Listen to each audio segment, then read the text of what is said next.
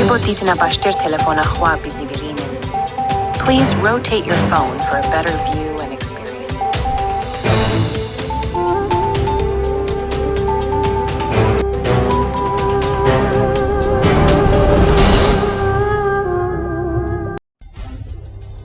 Girsiyek mêzin ku bêhna mirov jê digire.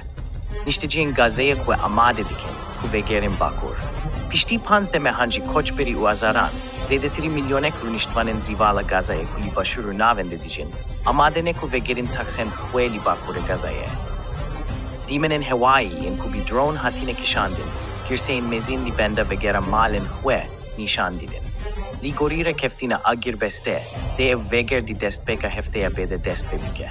Divêre keftinê de, durê ji bo vegera awareyan hatîne dest nîşan kirin. Kolana reşîd bo peyayan û çadeya selahedîn bo tîrin bêlan, ku tedbîrên taybet bî çavdêriya komîteyeke taybet hatîne girtin.